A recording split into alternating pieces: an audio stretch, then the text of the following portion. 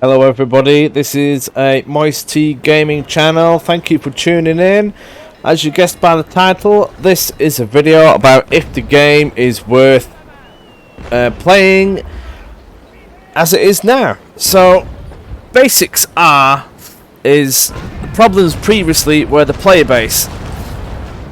Lots of players left the game as they got frustrated with the updates from the developers and the constant changes that they made. Now,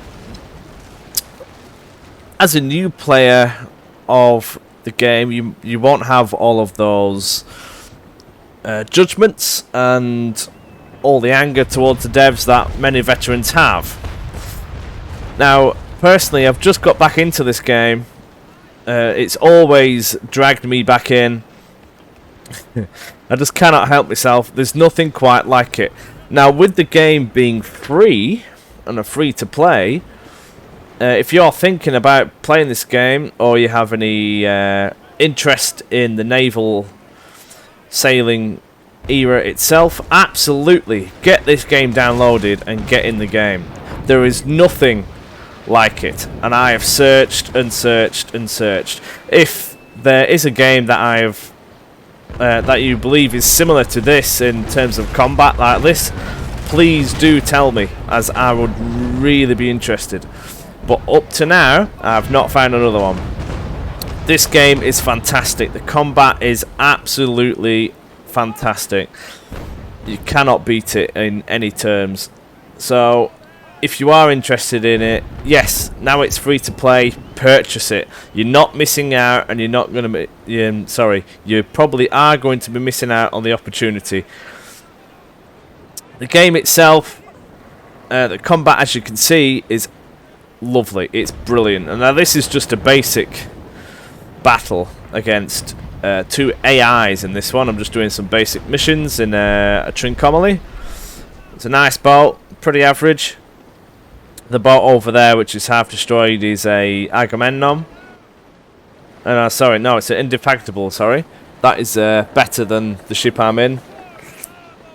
That's the ideal one that I need to actually get next, but that's not going to happen for a little while. But, yeah, if you're a new player to this game, I thought I'd put some just combat footage up so you can see what the game is like. As from trailers and things, you can't properly see it, and you'd want some updated information. So the combat is nice. It always has been. It's been tweaked, but as a new player, you will not find it strange at all because you're not used to all the old ways of doing things like what I am. In the open world kind of deal, that again has changed.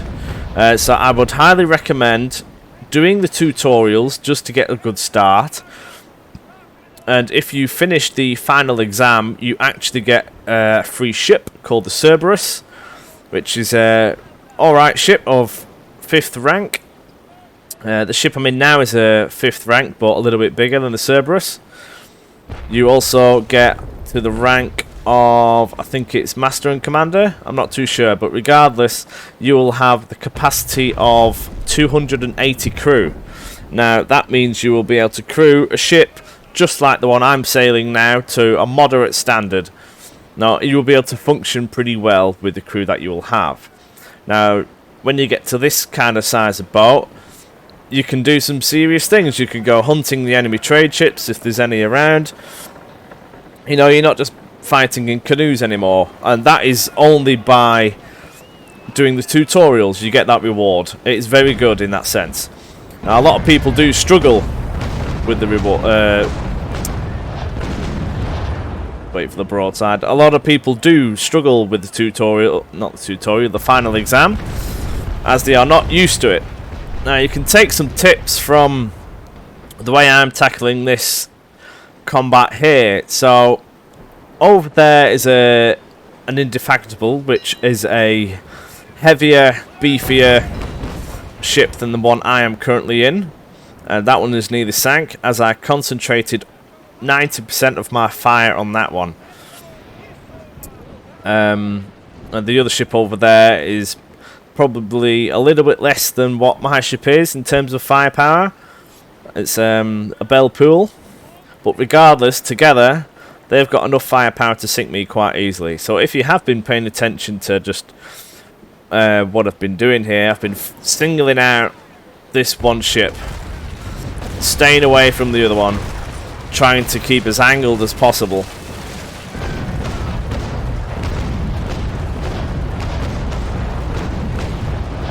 Yeah, where you can. So that way the enemy fire is not as effective, and you manage, if you can time it right, you get some nice good broadsides in. So now the threat from that INDAF is gone.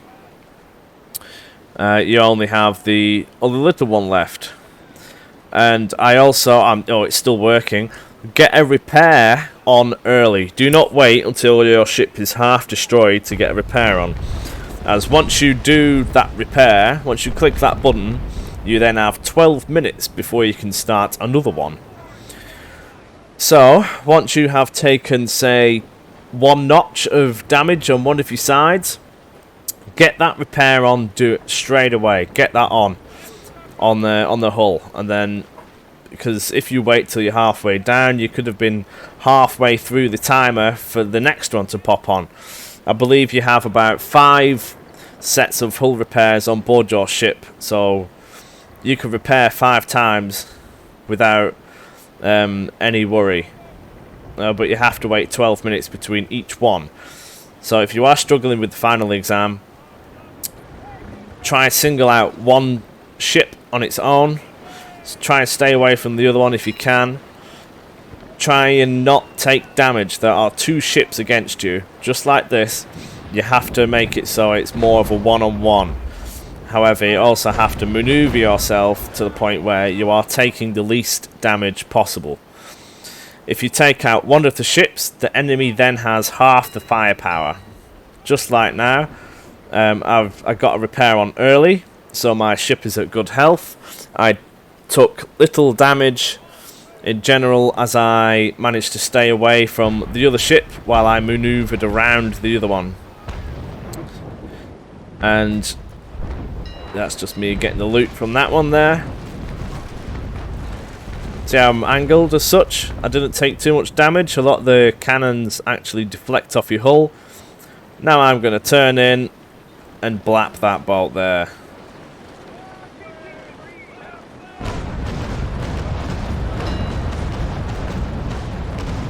So if that was the other way around, I would have taken just as much damage.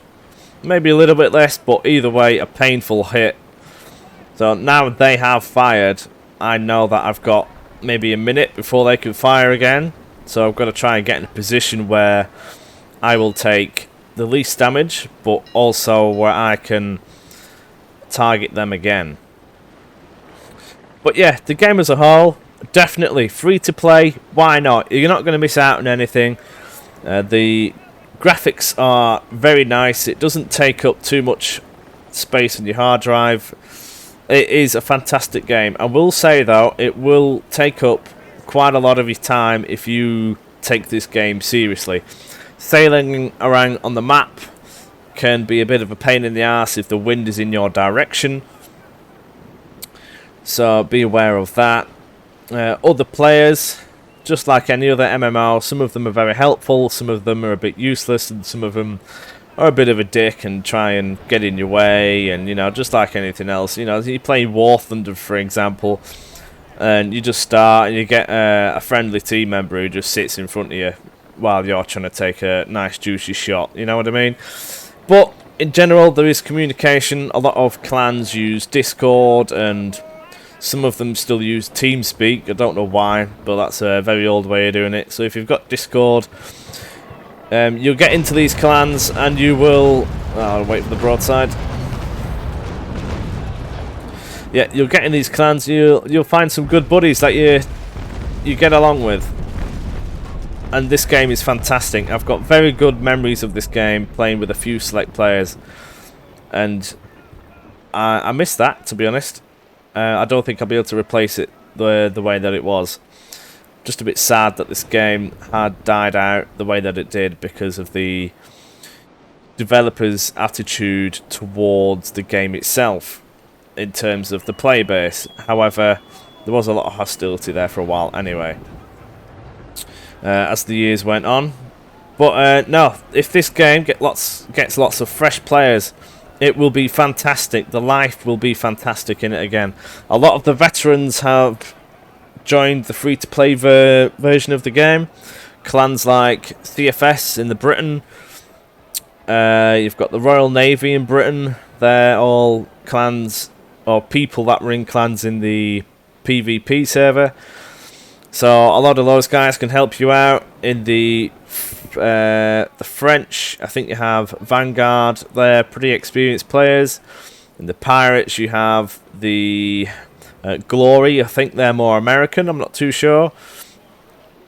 They were all in the PvP server as well. As the game stands currently, as the server... wait for the broadside. So as the game stands currently, Britain, Spain and the French all have 5 ports. Captured ones, so it's getting there. So it doesn't really matter at this moment in time which nation you choose. Personally, I would choose the one that you would be more enthusiastically to play. For example, I'm British. I like to play the British or the Pirates, personally. If you're French, well, everyone likes to have a go with the Pirates, to be honest. You know, it's the famous thing. Everyone gets giddy. And then there's your own nation or affiliation with what your own nationality and things. I wouldn't go for a nation which you have no affiliation with. So say, I wouldn't be bothered about going with the Spanish. It doesn't mean anything to me. You have a bit of pride in your own nation. Try and go for one that you'd go for it. It doesn't matter which one you choose if you're thinking about joining. You can always switch up as well anyway later on. Oh wow, we've got it here. We're waiting for this moment. Here's a boarding. Quick tip for you if you are struggling to do the final exam. Or any combat really. If you are in boarding, you can still fire your cannons with the left and right brackets while you are in boarding. There's a useful tip there. So in this, yeah, 5 deck guns absolutely obliterates them. That is fantastic. Unless they are on brace, then it doesn't really do anything. They did fire grenades. So if you have a look up here, you can tell what they're going to do. So they have lots of marines. They're nasty. They're just increased. They buff all of the stats in general. Muskets is how many men are on a musket currently, and firepower. So yeah, they went brace, and I attacked them. So their morale has now took a big hit, and they lost 33 men. Now looking at this, their melee has gone right up. And the firepower is a bit, so they're going to go on defend. There you go. And I did a musket volley, which is one of the more effective ones against defend. However, I don't have any specialised musket upgrades on there, so it didn't do too much. Now they're going to go on fire grenades. If you didn't spot it already, the firepower went up to about 8 before that fire grenades happened. So that told me that they were going to fire grenades, but I was waiting for a bit more prep before I did something. And yeah, 5 deck guns. I didn't actually spot it just then, but their firepower would have gone up before that happened, so you want to be bracing if that happens. I'm going for 5 deck guns now. They went for a musket volley, so I did 18 kills there, while they only took out 5, and their morale is drastically going down now.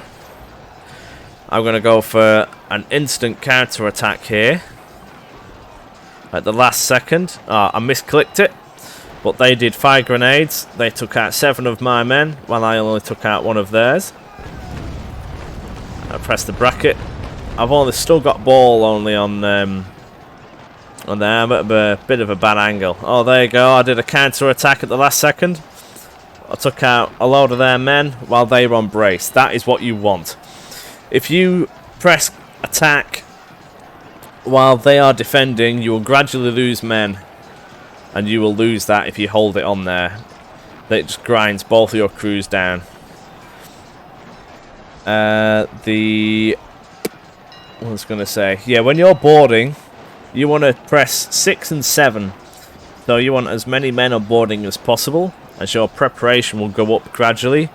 It will go up the maximum it can do if you have the most men on the boarding itself. So I'm going to go for another instant counter-attack here. There you go, that smashed them. 29 deaths towards my 1. They only have 3 morale now. If I'd have kept the counter-attack on, their morale wouldn't necessarily have gone down. Both our crews would have just gradually depleted. So, in my opinion, it is better just to keep brace on to get your preparation back up. If this was a player, I would be definitely a lot more cautious. The AI is a bit more predictable. So before, yeah, I'm going to go for a fire deck guns. That's always a nice one.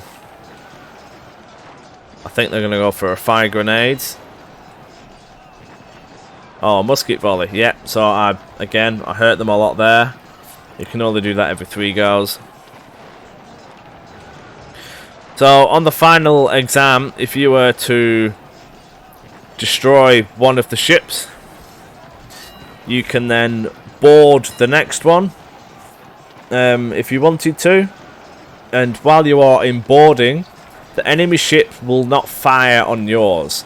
So really, as long as you have more crew than them, they will not attack you properly, and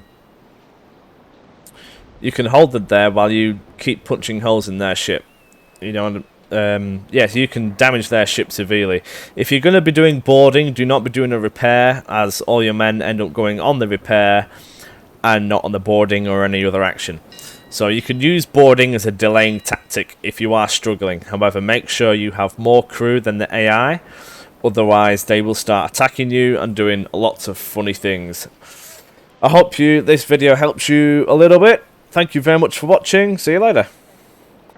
And don't forget to please like the video if it did help. Subscribe if you'd like to see more, and comment on.